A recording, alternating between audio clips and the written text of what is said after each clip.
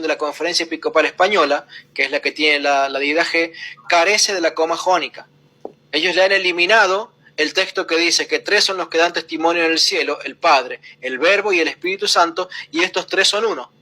¿Eso es la Conferencia Episcopal Española? Sí. Wow. Sí, y es peor la cosa. Es peor, porque acabo de comparar también. A ver, puede ser, esta es una versión digital. A ver, tendría que ver con la versión impresa que tengo, pero he visto que también la de Navarra no lo tiene, o la versión digital que tengo de la Biblia de Navarra no lo tiene,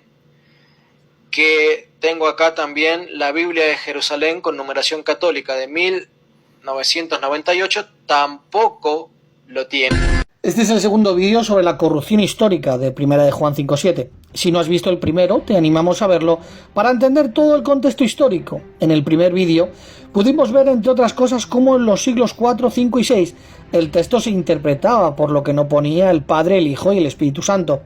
Los apologistas católicos en las redes lo usan porque no tienen vergüenza bíblica ni histórica, y es que les da igual engañarse y engañar a otros. Sigamos con el contexto histórico. Este texto no aparece en manuscritos antiguos y ningún cristiano del segundo siglo, ni del tercero ni del cuarto lo citó jamás. Veamos lo que decían los académicos católicos cuando surgió esta controversia en el siglo XVII. Por ejemplo, Richard Simon, un sacerdote francés del siglo XVII, considerado el iniciador de la exégesis bíblica moderna en la Iglesia Católica. Nos informa que uno de los manuscritos de la Biblioteca del Rey de Francia, marcado con el numeral 2247, contiene estas palabras al margen, porque hay tres que testifican en la tierra: el Espíritu, el agua y la sangre. Y hay esta observancia, es decir, el Espíritu Santo y el Padre y el de sí mismo, y la misma copia enfrente de esas palabras, y estos tres son uno. Esta nota añade, es decir, una deidad, un Dios. Este manuscrito griego era aproximadamente del siglo XII, y vemos que siguen interpretando el pasaje,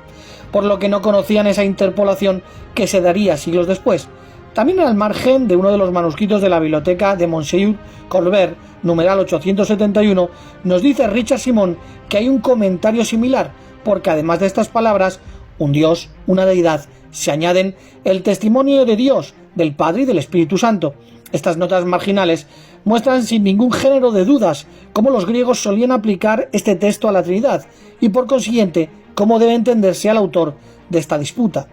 Por lo que llevamos de momento que se interpretó este pasaje como el Padre, el Hijo y el Espíritu Santo. Pero los falsificadores de la Biblia necesitaban meter más. ¿Qué hay de los tres en el cielo, que no menciona Tertuliano ni Cipriano, de los cuales se agarran? Como no cabía más de esperar, de nuevo vemos un corrupto sin escrúpulos del siglo IV, Jerónimo de Estridón. De hecho, en el prefacio a las epístolas canónicas, bajo su nombre, dice: prólogo a las cartas canónicas. El orden de las 7 epístolas que se llaman canónicas no es el mismo entre los griegos, que siguen la fe correcta,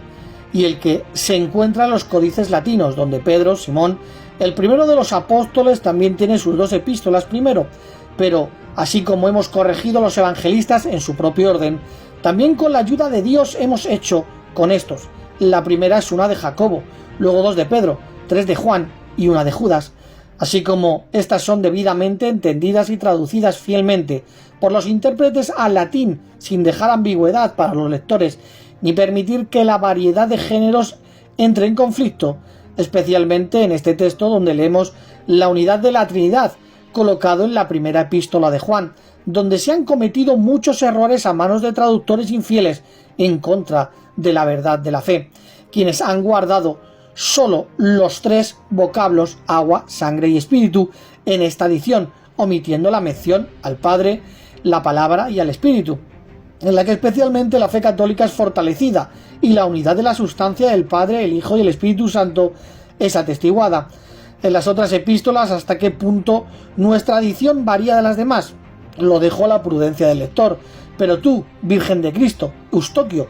cuando me preguntas con urgencia sobre la verdad de las Escrituras, expones mi vejez a los dientes de los devoradores envidiosos, que me acusan de ser falsificador y corruptor de las Escrituras. Pero en tal trabajo no temo la evidencia de mis críticos, ni niego la verdad de las Escrituras a los que la buscan. Pero mientras confiesa que no estaba anteriormente en el latín y acusa a los antiguos traductores de falsificar las Escrituras al omitirlo, él nos está garantizando que se metió en el latín desde su tiempo y así corta con toda la autoridad del presente latín vulgar para justificarlo. Y ya que al insertarlo fue acusado por sus contemporáneos de falsificar las escrituras, como Agustín de Hipona, que le pidió que lo pusiese a los márgenes, esta acusación también nos confirma que él alteró la lectura pública. Porque si la lectura hubiese sido dudosa antes de que él la hiciera así, nadie le habría acusado de falsificación, por seguir a cualquiera de las partes. Asimismo, mientras que en esta acusación él recomienda la alteración debido a su utilidad para establecer la fe católica, esta la hace más sospechosa al descubrir tanto la intención de su creación como el fundamento de su esperanza de éxito. Sin embargo, el hecho de que fue acusado por sus contemporáneos nos da la oportunidad de examinar la cuestión entre él y sus acusadores, y así llamándolo a juicio no debemos poner el énfasis sobre el testimonio de que él da sobre sí mismo, porque ningún hombre es un testigo en su propia causa, sino que dejando de lado todo prejuicio, debemos, de acuerdo con las reglas ordinarias de la justicia, examinar el asunto entre él y sus acusadores por medio de otros testigos. Aquellos que han estado familiarizados con sus escritos observan una extraña libertad que él asume al afirmar las cosas. Muchos ejemplos notables de esto lo ha dejado al componer esas vidas fabulosas de Pablo e Hilario, por no mencionar lo que ha escrito en otras ocasiones. Por esto, Erasmo de Rotterdam dijo que él afirmó cosas frecuentemente violentas e impudentes y a menudo en contra de sí mismo, como en Génesis 3:15, donde quitó él y puso ella. Los antiguos intérpretes que se pueden citar como testigos contra él son principalmente los autores del antiguo latín vulgar, del siriaco y de las versiones etíopes, pues como él nos ha dicho que antes de su tiempo los latinos omitieron en su versión el testimonio de los tres en el cielo. Así, también para su día en las versiones siriacas y etíopes, ambas que según el relato del obispo anglicano de Chester del siglo XVII son mucho más antiguas al tiempo de Jerónimo, siendo las versiones que las naciones orientales y etíopes recibieron desde el principio,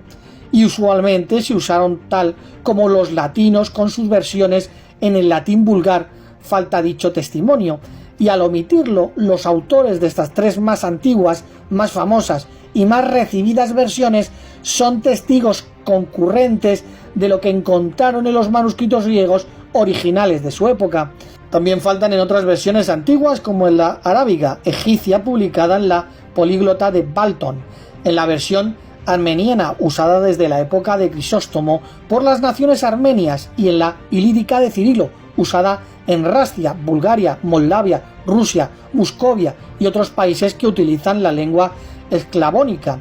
En otra copia de esta versión, imprenta en Ostrog, en Bolonia, en el año 1581, falta, y lo mismo de los manuscritos antiguos de esta versión.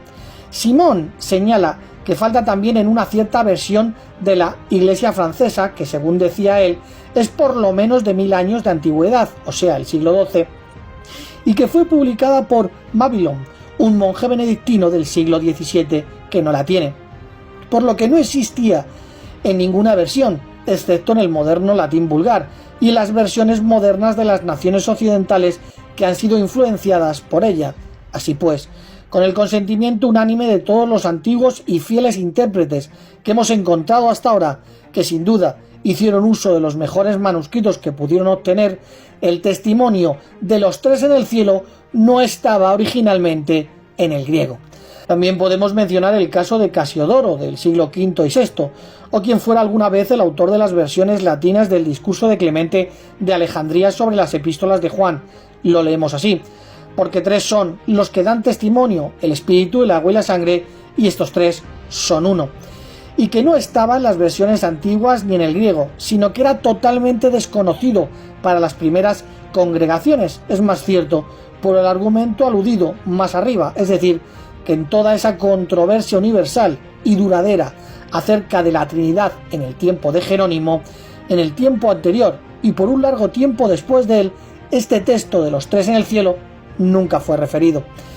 Este, que ahora está en la boca de todos y es considerado el texto principal para defender la herejía trinitaria, habría sido igualmente importante para ser incluido en sus libros, pero no es hallado ni una sola vez en todas las disputas, epístolas, oraciones y otros escritos de los griegos latinos como Alejandro de Alejandría, Atanasio, el Concilio de Sárdica, Basilio, Nianceno, Niceno, Epifanio, Crisóstomo, Cirilo, Teodoreto, Hilario, Ambrosio, Agustín, Victorino el Africano, Filastrio de Bestia, Fabracio de Agen, Gregorio Boético, Diácono, Fustino, Pascacio, Arnovio el Joven, Cereal y muchos otros. En los tiempos de estas controversias, incluso ni en el propio tiempo de Jerónimo, si se exceptúa su versión y el prefacio a las epístolas canónicas, los escritos de aquellos tiempos fueron muy numerosos y abundantes, pero no hay ningún argumento o texto de la Escritura para este propósito, con el que ellos dejen de exhortar una y otra vez. El Evangelio de Juan, yo y el Padre uno somos, es inculcado por todas las partes, pero no se encuentra este de los tres en el cielo, y los tres son uno, solo hasta cuando finalmente llegaron las épocas de la ignorancia por parte de los anticristos trinitarios, comenzó a introducirse poco a poco en las copias de la versión latina del corrupto de Jerónimo. Hasta ahora hemos mencionado que el testimonio de los tres en el cielo, que podría haber sido citado muy a menudo y en muchos lugares, es por el contrario totalmente omitido, e incluso después de la época de Jerónimo, como en y antes de ella. De hecho, Esiquio cita el pasaje así: oíd a Juan decir, tres son los que dan testimonio y los tres son uno, el espíritu, la sangre y el agua. Y si la autoridad de los papas de Roma es valiosa, el Papa León el Grande del siglo V en su 10ª epístola cita el pasaje así: y es el espíritu el que da testimonio, porque el espíritu es la verdad, porque tres son los que dan testimonio, el espíritu, el agua y la sangre, y estos tres son uno. Ambrosio de Milán en el siglo IV, en el capítulo 6 de su primer libro de Espíritu Santo, disputando por la unidad de las tres personas, dice: estos tres son uno, dijo Juan, agua, sangre y espíritu, uno en misterio, no en naturaleza. Así, en el capítulo 11 de su tercer libro, él recita completamente el texto así: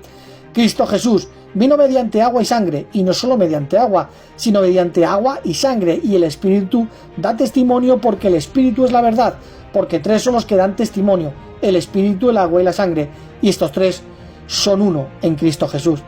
En cuanto a los griegos, Teódoreto de Alejandría del siglo IV y V, lee el texto sin este testimonio en el libro 14 de su Tesaturus, capítulo 5, y de nuevo en su primer libro de Fide ad Reginas, un poco después de la mitad, y así lo hace Eucumenio,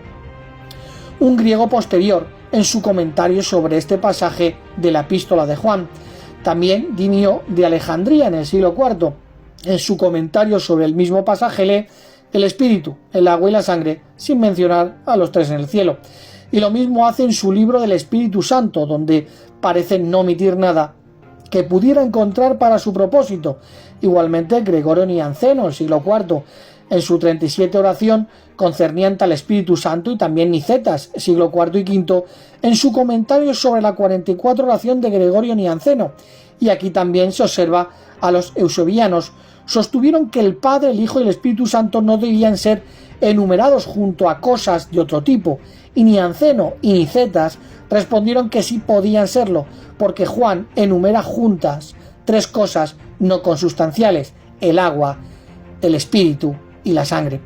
Por la objeción de los eusebianos parece que el testimonio de los tres en el cielo no estaba en sus libros, y por la respuesta de los católicos es muy evidente que no estaba en los suyos, pues ellos responden pretendiendo que el espíritu, el agua y la sangre no podrían haber eludido al Padre, la palabra y el Espíritu Santo si hubieran sido enumerados juntos y llamados uno por uno en las palabras inmediatamente anteriores, y responden exigiendo que esto habría sido muy a propósito, porque la misma cosa está en cuestión. De la misma manera, los eunomianos, en disputa contra los católicos, objetaron que el Espíritu Santo no está en ninguna parte de las Escrituras unido al Padre y al Hijo, excepto en el bautismo, que es tanto como decir que el testimonio de los tres en el cielo no estaba en sus libros. Y el capadocio Basilio, siglo IV, fue muy diligente en devolverles una respuesta, pero desorientado cita pasajes que no tienen nada que ver con este propósito, como el trinitario medio actual. Incluso no produce este texto de los tres en el cielo, que sería lo mismo o más obvio, pues sería el único pasaje apropiado en caso de que hubiera estado entonces en las Escrituras y por lo tanto él no supo nada del mismo. La objeción de los eunomianos, que eran un tipo de trinitarismo más fuerte, y la respuesta de los católicos muestran suficientemente que no estaban los libros de ninguno de los dos partidos, además de la 10ª epístola del máximo pontífice León mencionada arriba. Fue esa muy famosa epístola del patriarca Flaviano de Constantinopla del 449 contra Eutiquio, la cual pasó por todas las congregaciones tanto orientales como occidentales, siendo traducida al griego y enviada al oriente por Flaviano. Esta fue generalmente aplaudida en el oeste y leída en el Concilio de Calcedonia en el 451. Fue solemnemente aprobada y suscrita por todos los obispos. En esta epístola el texto fue citado así: y el Espíritu, el que da testimonio de que Cristo es la verdad, porque 3 son los que dan testimonio: el Espíritu, el agua y la sangre, y estos 3 son uno. Y poniendo neuma, según la lectura griega, para Christus, que sigue siendo el latín vulgar, fue así traducido por los griegos. Y el Espíritu es el que da testimonio porque el Espíritu es la verdad, porque 3 son los que dan testimonio: el Espíritu, el agua y la sangre, y estos 3 son uno. Así pues, tenemos esta lectura citada por el máximo pontífice romano, reconocida en el occidente y solemnemente suscrita en el oriente, por el Cuarto Concilio General, y por lo tanto continuó como la lectura pública recibida en ambos, en el este y el oeste, hasta después de la época del concilio. Así que el testimonio de los 3 en el cielo, que en los tiempos de esas controversias habría estado en boca de todos los partidarios, si hubiera estado en sus libros, era totalmente desconocido para las iglesias de la época. Todo lo que podían encontrar en sus libros era el testimonio del agua, del espíritu y de la sangre. ¿Dirías ahora, ignorante, que el testimonio de los 3 en el cielo fue eliminado de sus libros por los arrianos prevalecientes?